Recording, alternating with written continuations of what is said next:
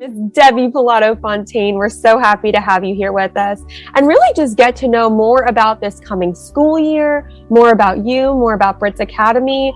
So why don't we just start with, tell us more about yourself, your role at Brits Academy, your role with Be Like Brit. I know you've been with us for quite some time, and we really want to get to know more about you. Thank you. Thank you for asking that, Diana. And it's a pleasure to be here with you and doing this video to get ready for our beginning of school next week. So, as many of you know, I have been involved with Brits Home for the past really 11 years, along with Poppy Len and Cheryl Ann, and I believe Becker College was the first college to come and volunteer. So, I have some fond and some not so fond memories of working there in the heat and just the hot sun, with laying rebar and mixing cement and doing manual work like I never did in my life. And at that time, Len had a little guard shack, kind of just a little lean-to shack in front of where we were beginning to build Brits Home. And he made us take breaks every 15 minutes to get out of the heat, because he had a little, I don't know if it was a fan or a little air conditioner in there. And we had this wonderful juice. It was like it wasn't the mango juice that we drink now. It was juice in a bottle. And I would just look forward to those breaks and just drink down that whole bottle of juice. And never thinking, 10 years from now, look how far we have come with our 66 children, 4 of them ready to move into our transition housing and getting ready to start the third year really of Brits Academy. So certainly have come a long way. Oh my goodness. What a journey you've been on with Be Like Brit. You really have done so much. And I know now you serve in a lot of ways that, you really are sort of a go-to for Brits Academy, for our teachers, for trainings, for our caretakers even. So you really do represent sort of all that Be Like Brit is now growing to be, and at such a critical time, because we have seen some outrageous changes, not just at Brits Home, but of course in the country of Haiti. So tell us more about, what's going on. How is this year going to be different? I'm sure given everything happening there, we're going to see some change. We're going to see some differences. So tell us more about, what's happening. What can we expect? Yeah, so, and the other thing I am grateful for, like you said, just being a part of Brits Home for so long, is it really has given me a good understanding of the culture, including the language, including what happens with people on the mountain, and just all of my experiences there. I think of bringing volunteer groups in and building homes and just kind of getting to know the lay of the land way before we even started about Brits Academy. And then from there, being able to, way back when I was just going there quarterly, 4 times a year, because I was still with my professorship at Becker College, and just doing caregiver training and just talking about child development and behavior management. And then developing the program at Becker College, our certificate program in child development, that we had 22 caregivers enroll in and having graduation. So everything, like you said, has kind of led up to where we are now today in Haiti as a country, and certainly at Brits Home. And I guess this past year, really this past 2 years that I haven't been able to be in Haiti physically, I guess it's only been a year and a half because of the political unrest. It just seems so different doing everything on Zoom now, whether it's the teacher meetings, the professional development training, our program meetings. It's like, how can we pull this off? How can we still have an academy when we're doing so much on Zoom? And just the unrest in the country. everything that people have been reading about with the violence, the kidnapping, and then of course, tropical storms and the earthquake this past month. And yet our children and our staff are so resilient. They still get up every morning, and they had a tremendous, summer camp, and we've hired some new teachers, and despite, and that's why I keep calling it a miracle, despite everything that has happened with the school closings over the past 2 to 3 years, and not knowing how we were going to keep our children safe with the unrest. And so much has happened, and yet somehow I believe that God has really been watching over Brit's home and Brittany herself, and just saying, it truly is a miracle. That's all I can say. Despite the odds, here we are next Monday, September 6th, ready to open when other schools may not be opening next week or even this month because of the earthquake. And of course, all the damage that has been done to schools in the area and people losing their homes. And so we've been trying with our children to develop ways that we can help them to be empathic toward what has happened recently in the country and how they can lend a helping hand in their own way. Yeah, and I think you've done a great job of that, because it seems from all of this, our community outreach has grown, and I hear we have some new students this year who will be coming from our community. So I wanted to tell us a little bit more about that. I think that's a pretty pivotal or unique moment for Brits Academy history. Right. So when we started Brits Academy, we were starting in grade 2 to, I think it was grade 8 or 9. And then last year we started with grade 3. And now our youngest children are ready to start in grade 4. So, and some of you may remember John Jeffrey, Sheila, Valentina, John Rudley, Marie Prisha. They're going to be in grade 4. And they're our youngest children. They're our youngest group of children at Brit's home. And so now, starting next week, we will have, with our children, grade 4 through grade 11. And because the Department of Education Ministry wanted us to include grades 1 and 2, we are bringing in students to populate grades 1, 2, and 3. Well, actually, we don't have any children in grade 3, but we will have a combined classroom of grade 1 and 2, and then grades 4 through 11. So we actually have 8 children from the community, all children of our staff members, and we're anticipating that this will probably continue so that the next school year we'll add a few more children from the community. So we've already had a new student orientation. Our primary principal, Mr. Charles, who also teaches 6th grade, had an orientation with the parents and with the children on what the expectations are. So that is one new exciting development, bringing children in as day students with us.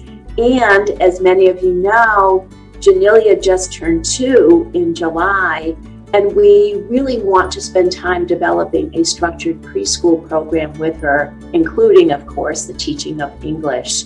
So we're hoping to bring in 2 or 3 3-year-olds to join her and actually have a dedicated preschool program.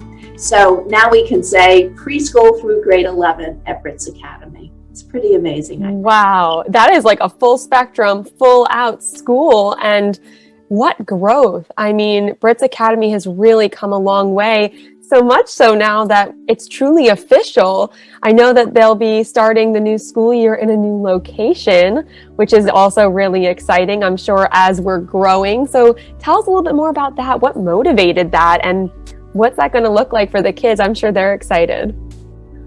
So those of you who have volunteered in Haiti, sometimes we had the volunteers stay at Brit's home before the House of Love was built.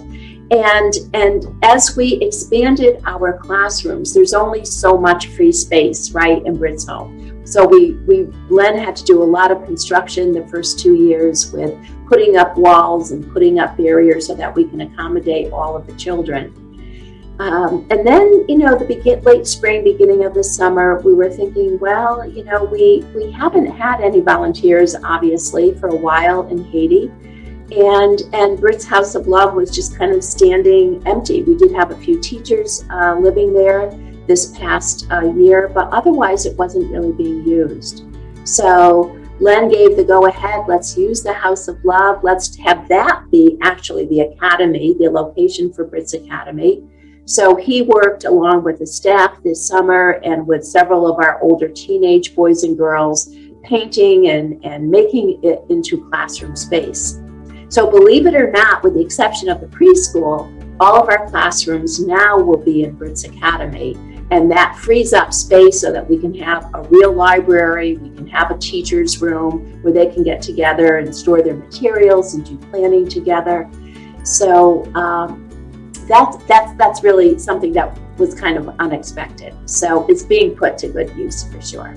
That's amazing. And I know over the summer we were really highlighting the fact that our library is a place for our kids to even start to get to know our story, through reading Heartache and Hope and really getting to know, my gosh, so many different stories that really come from the States or come from the experiences of our volunteers and of course our founders and those like you who have given so much to Brits Home and to the expansion and growth that we've seen over 11 years. It's really, really incredible. And I know, too, you have been working hard over the years, and I'm sure this year, too, on really developing the active learning, the project-centered approach, the basis of a very unique learning style for Haiti. And I'm sure with that means new teachers, new curriculum. So what can we expect from this year? I know that there's probably a lot of change, a lot of growth and development as these future leaders are continuing their education. Yeah.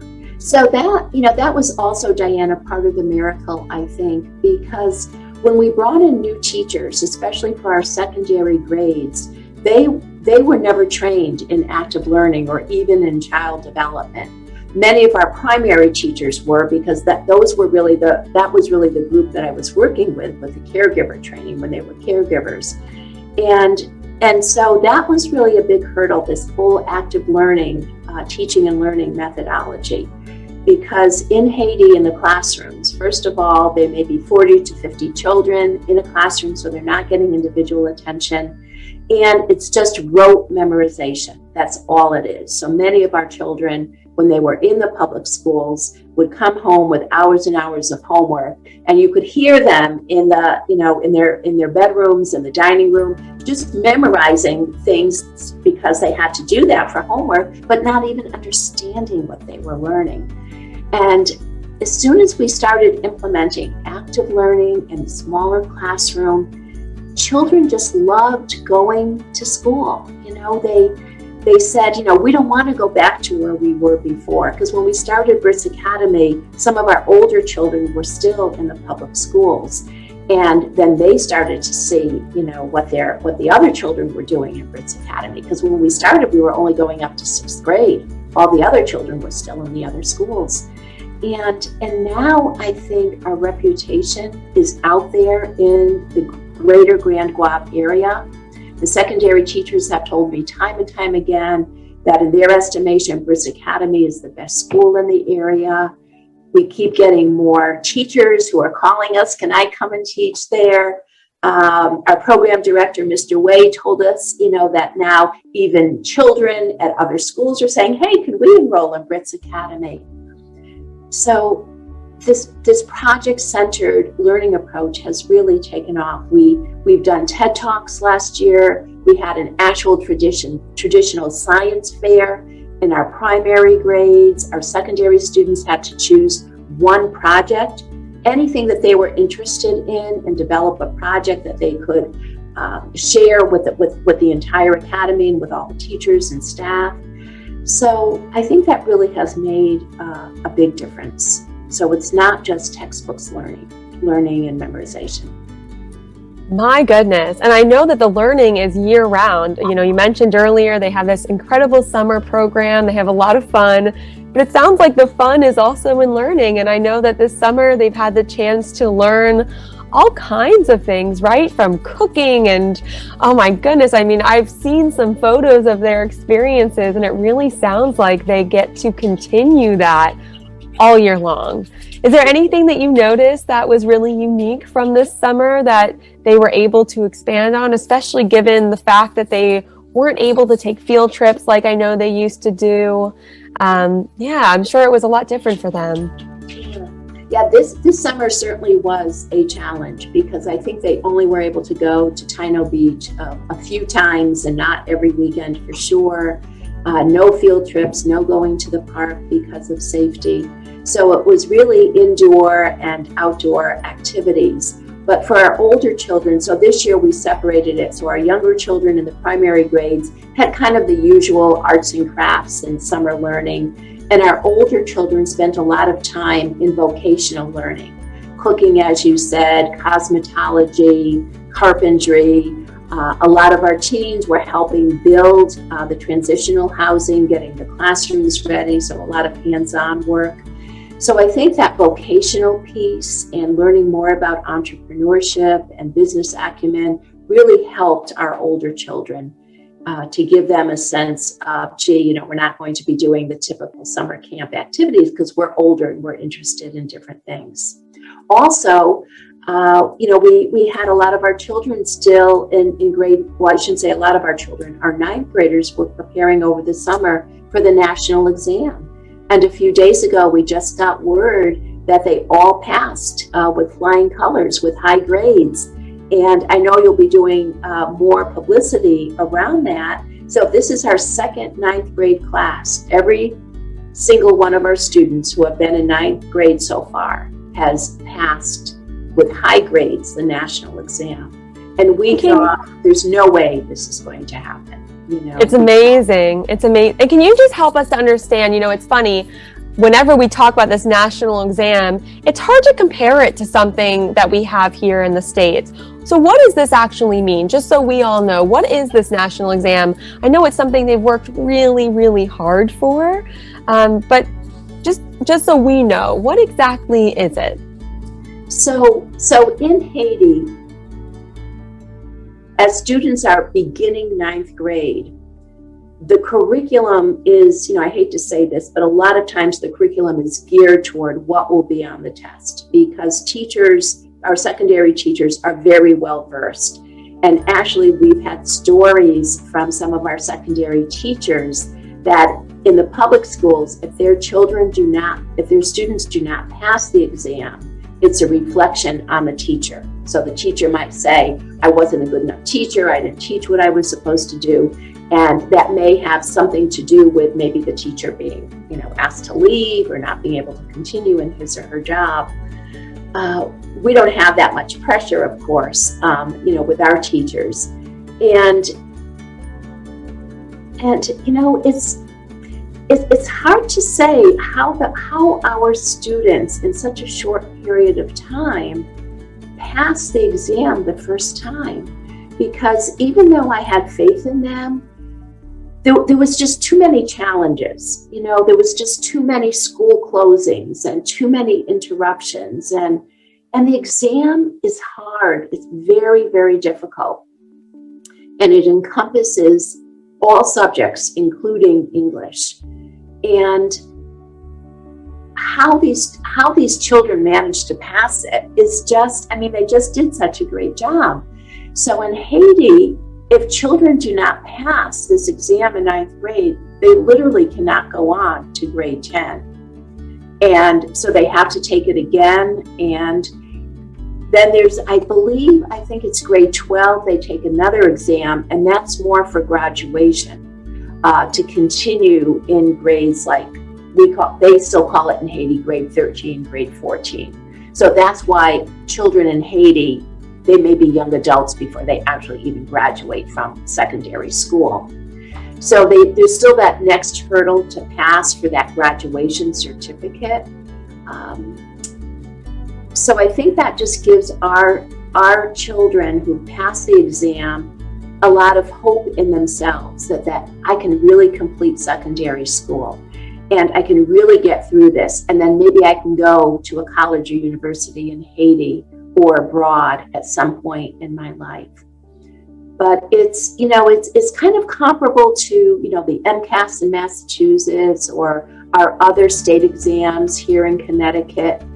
But if a child doesn't pass that exam in Haiti, they're really limited in what they can or can't do, because then they don't get that high school, that secondary school graduation certificate. Okay. So there's a lot riding on the exam itself. Yeah. No, well, then now I understand why there is so much preparation for it. And my goodness, that they all passed. What a wonderful bit of news to start the new year. I can imagine you must be very excited. Yeah. And my goodness, too, while you're introducing them to so many new subjects and new opportunities. I know this year we're also going to be introducing some classes that will help them with their English, right? So we have some preparatory type classes. So tell us more about that. Yeah, so thank you for reminding me of that. Our other new thing this year is we have hired a new English teacher who has had extensive experience teaching, especially in the primary grades in different schools in Haiti. So that teacher will be starting teaching English every single day as an academic subject to grades 1 through 8. That will be his primary position at Brits Academy. And then he is going to work kind of like at the end of the school day, weekends, in the summer, working on this new 9th grade class for the national exam and helping prepare. And because our children in grades 10 and 11 are already fluent in English in terms of speaking, listening comprehension, writing, and reading, we are going to really focus on helping them prepare for the TOEFL or a comparable exam in case they want to or need to have that exam and have passed it to attend a university later on. So that the TOEFL prep is really going to become their English class, and that will be taught on Zoom through TOEFL tutors and from teachers all around the country. And so instead of going to the English class with the English teacher at Brits Academy, their English class will be online in small groups, just focus on TOEFL prep. So we're going to start that this fall and continue with that next semester as well. We'll see how that works, but I have a feeling it'll just be good for them to experience other ways that they're hearing English being spoken and just meeting with different teachers than they're used to. Amazing. Oh my goodness. You really are exposing them to so many different opportunities, to so many different types of learning, types of teachers, and all in the midst of that, continuing the training for the teachers at Brit's Home. I feel like you're almost furthering and developing and growing all of those who get to be at Brit's Home, not just the kids. The staff really get that too, which is absolutely incredible. Wow. Well, is there anything else you'd like to add? Any exciting new things that you'd like to share for the new year, or maybe just something you're really looking forward to? Well, I'm looking forward to expanding and enriching the English curriculum. That is my number one priority this year. And also, as I said, working with the TOEFL prep for our children in grades 10 and 11 especially. And, continuing with my weekly professional development training based on the professional teaching standards that we have in Massachusetts. That's kind of our framework now for training and teacher evaluations. And, I'm looking forward to the day when I can be back at Brit's Home in person, because it's nothing, it's I can do the training obviously on Zoom, but I can't go into the classrooms and observe and do model teaching like I was before. And so I feel like I'm missing out on a lot. And I feel like I'm just kind of watching it, all unfold from a distance, but I can't be there, with the hands on. So I'm looking forward to when that day returns, when I can start going every month again like I was before, and spending time, especially with the Academy, with the teachers. Sure. Well, incredible what you've been able to do from afar. Incredible what they've been able to achieve while you are afar. And with everything going on in the country, that they can be so resilient, that you can be so resilient to still figure out a way to continue to grow, continue the success of Brits Academy. It's pretty incredible. And I know that we're really excited for what this new school year is going to bring. So thank you so much, Professor Debbie, for being with us and for sharing so much about this new school year. I hope that everyone has the chance to follow along as these kids continue to grow with you and with our teachers. Yeah, well, enjoy all the photos that I'm sure you will see at our opening of school on what we call our Labor Day here in the U.S. So next Monday, we will have the opening ceremony outdoors, and I will be from afar again, giving them a blessing for the new school year and wishing them well. And thank you so much, everyone, for all your continued support, for all your school donations. They get used each and every day. And as we speak, our children are getting, their classrooms ready with decorations and posters and classroom rules that they come up with. So we're ready to go. So cute. I can't wait to see it. Thank you so much again. That's really wonderful. Thank you, Diana. Bye-bye.